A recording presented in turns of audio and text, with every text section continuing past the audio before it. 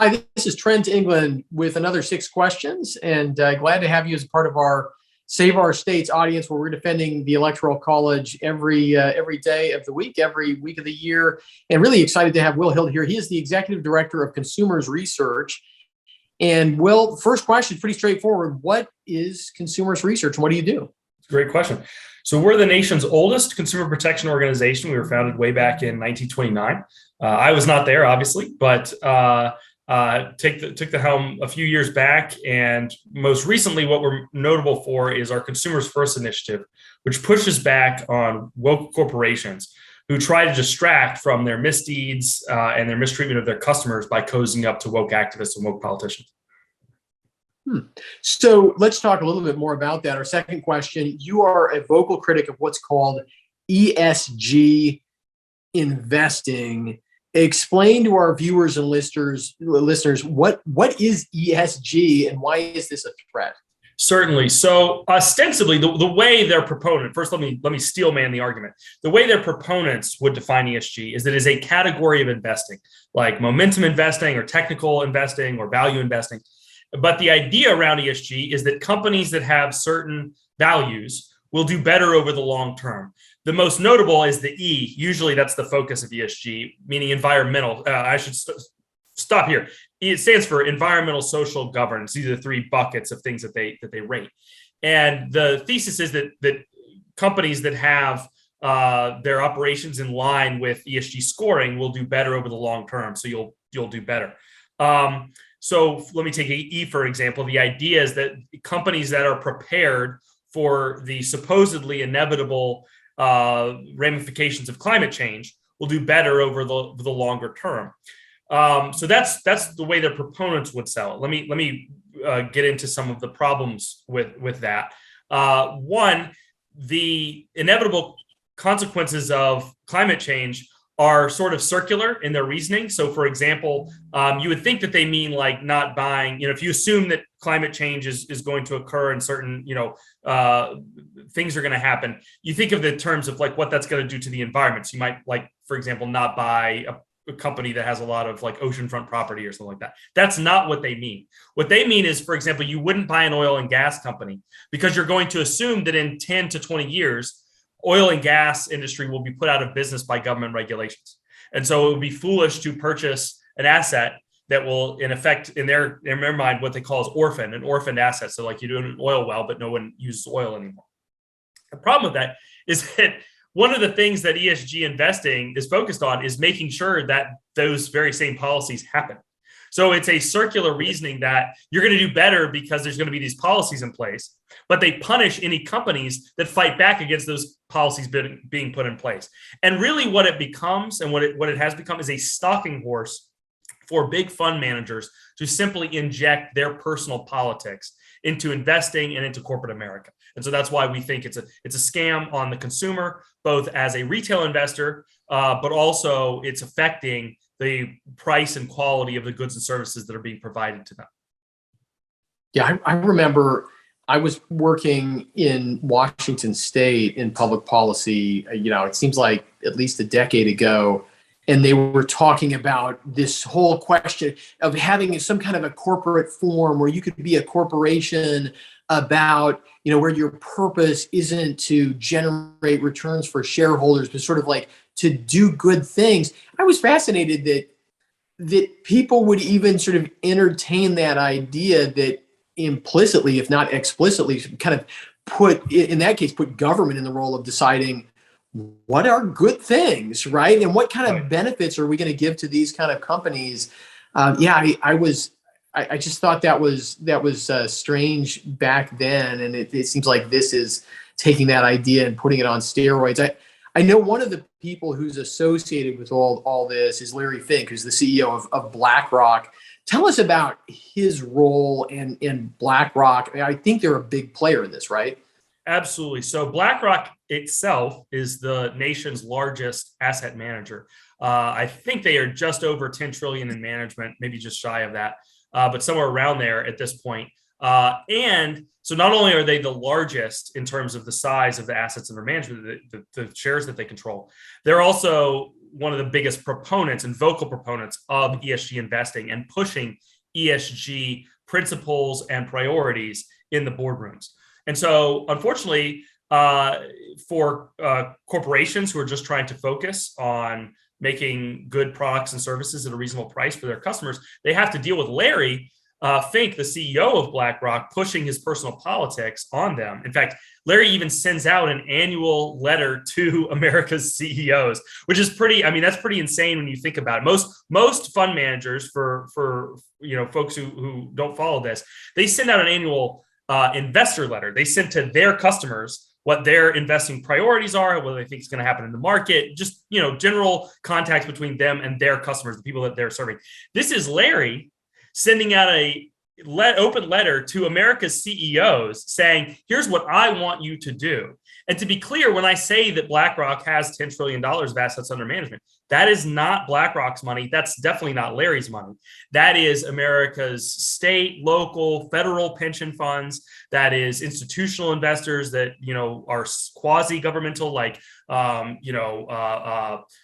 university endowments, that kind of thing. So this is a principal agent problem. You have Larry Fink and BlackRock and a few others who have decided that because they have been granted the privilege of managing these assets, that they are then going to use them for their own personal political gain or their own political opinions. And that's why it's sort of consumers getting messed with on both ends, because if you're a pensioner, or if you're an investor who, or let's say your company uses BlackRock for your 401k, they are using your assets without your permission, and they are using them against your interests because they are pushing companies to do concrete things that make things worse for you. And I can go into some of that if you'd like some concrete examples.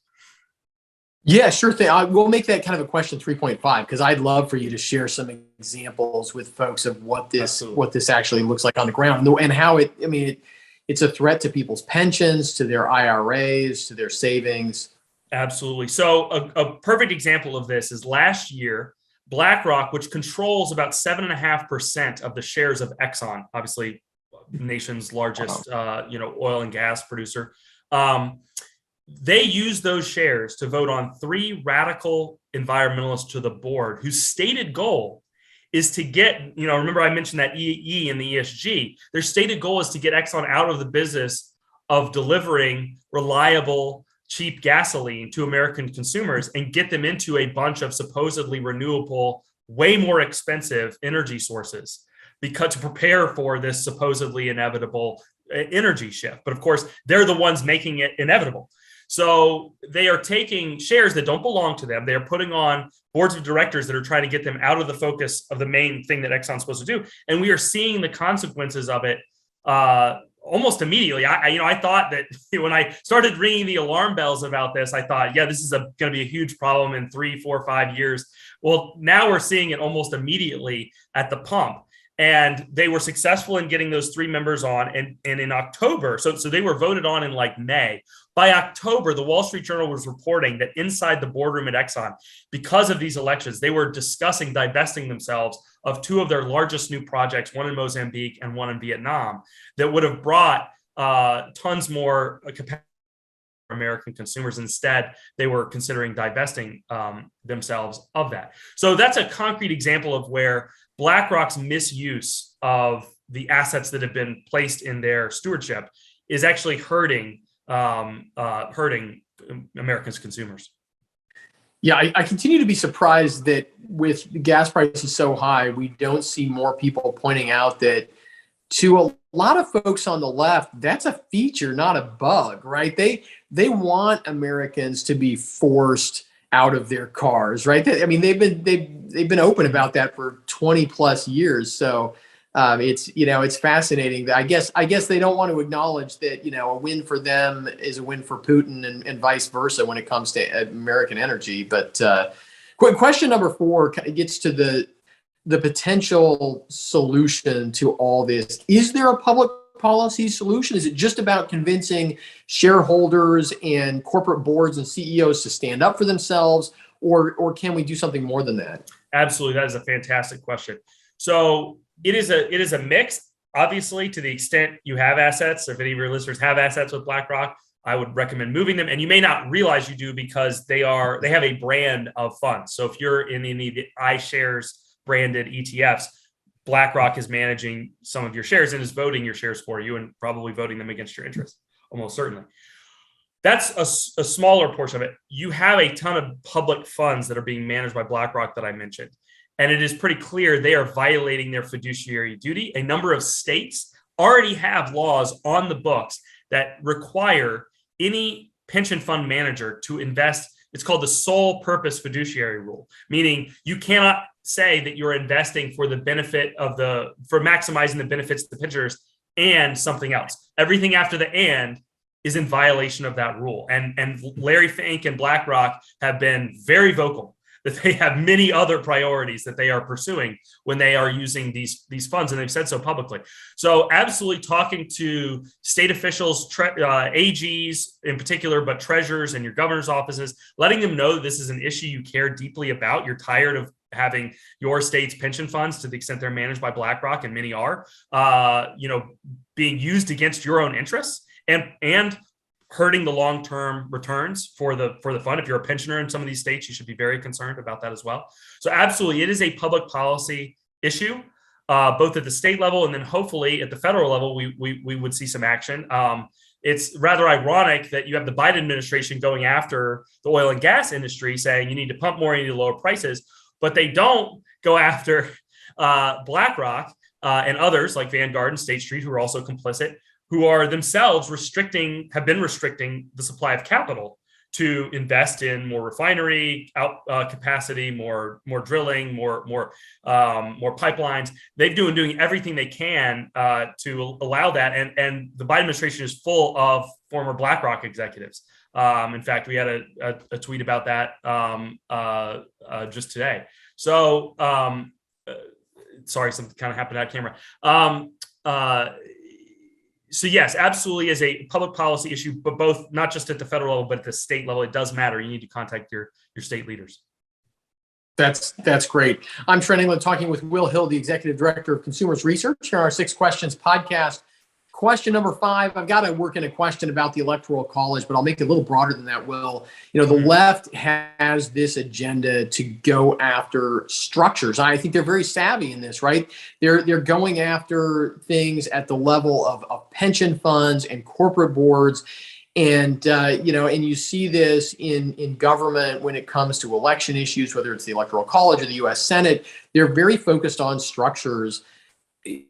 Talk about that for us, right? I mean, why is it so important for people on our side to not just be focused on policy outcomes? A lot of conservatives talk about the outcomes, right? Protecting gun rights, protecting, the right to life, and these other things we care about so much. But I think sometimes we lose sight of the fact that, if the other side is writing the rules, we're going to lose on all those issues anyway, right? So to talk about protecting the structures that make our society possible.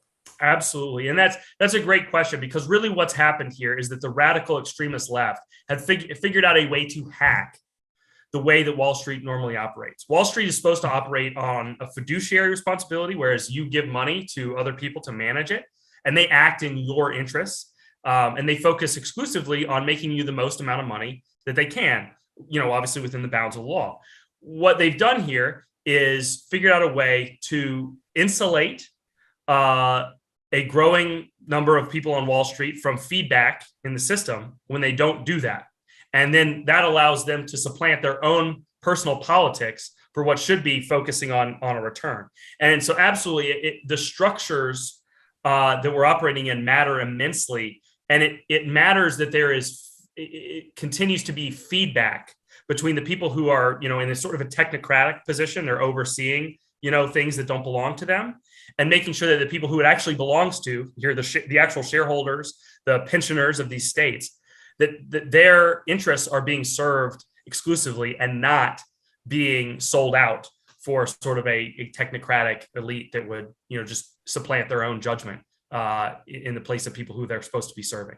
So, I know that you guys focus a lot on the Electoral College, and I think that is a similar situation where people are pushing to sort of supplant a system that's supposed to make sure that we have a feedback mechanism for every American, whether you live in New York City or California on a coast in one of the big states, or you live in Wyoming. You have a say in the way that the country is run, and not just having your voice silenced by sort of a hack of the way the structures are supposed to work.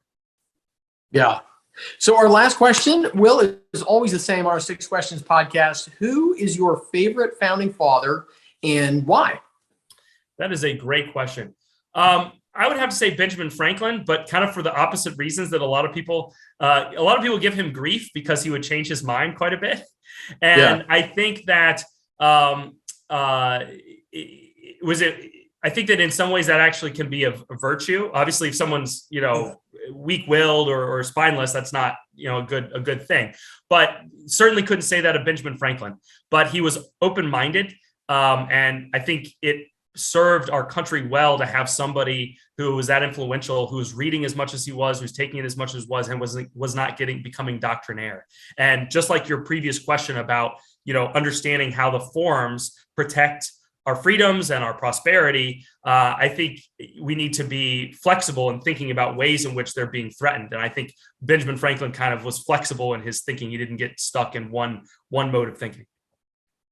Yeah, I think that's great. You're the first person on the podcast who has answered with Franklin, but I think that's great because he really, I think people sometimes forget he was really a generation or even almost 2 generations older than a lot of the other founding fathers. And he was somebody that a lot of them looked to for wisdom, for guidance, who was, I think, kind of, on the one hand, he was very open-minded. On the other hand, he provided that kind of presence that helped to, negotiate things behind the scenes and keep things moving forward.